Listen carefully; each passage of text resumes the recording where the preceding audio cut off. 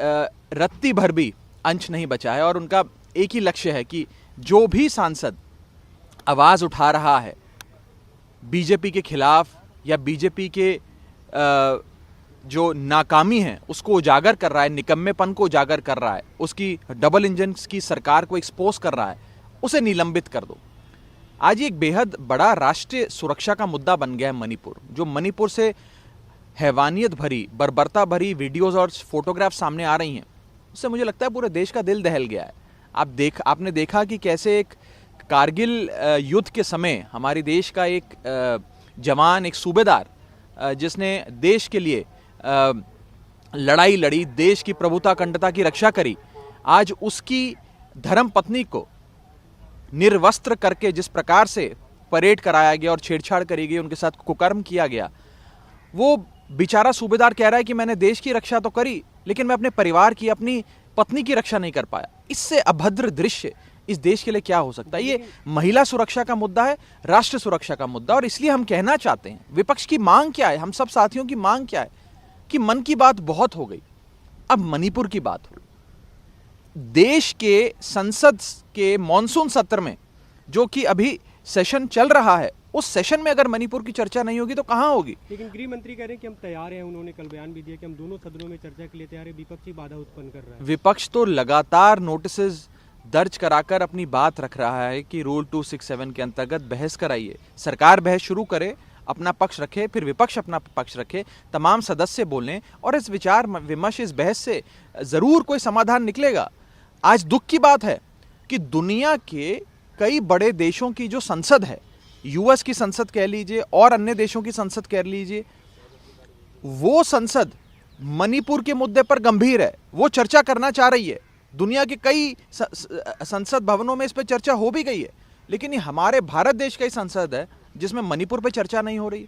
क्यों नहीं हो रही है ये मैं पूछना चाहता हूं और एक महत्वपूर्ण विषय आपके सामने रखना चाहता हूं।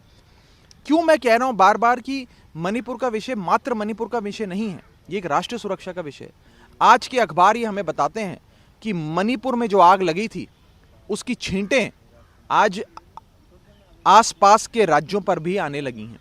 आज सुबह की जानकारी है कि मिजोरम के अंदर भी एक पर्टिकुलर समुदाय के खिलाफ वायलेंस की घटनाएं सामने आ रही हैं और वहां से उन्हें हिदायतें दी जा रही हैं कि आप मिजोरम छोड़कर चले जाएं।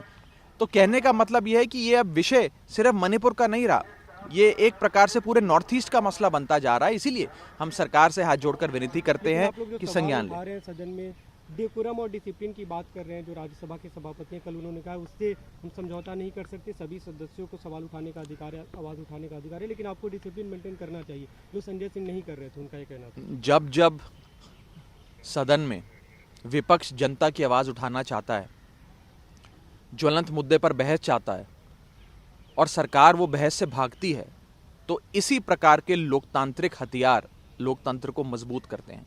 ये मैंने नहीं कहा, ये अरुण जेटली साहब, उस समय के राज्यसभा के लीडर ऑफ ऑपोजिशन, और सुषमा स्वराज जी, उस समय की लोकसभा की विपक्ष की नेता, उन्होंने ये बात कही थी कि इस प्रकार से विरोध दर्ज करा के सदन को ना चलने देना भी संसद को और देश के लोकतंत्र को मजबूत करता है और संसद को चलाने की जिम्मेदारी सरकार की होती है। ये मैं नहीं कह रहा, बड़े विद्वान, बड़े नेता, इस देश के लीडर ऑफ ऑपोजिशन, केंद्रीय मंत्री रहे अरुण जेटली जी और सुषमा स्वराज जी का कथन है। मैं बीजेपी के लोगों को ये कथन दिखाना चाहूंगा, पढ़ाना चाहूंगा। ने भी एक प्रेस कॉन्फ्रेंस की, उन्होंने कहा कि विपक्ष तो सर्टेन शायद फैक्ट छुपाना चाह रहा है, इसलिए इस तरह का विरोध किया जा रहा है और सदन नहीं चलने दिया जा रहा है।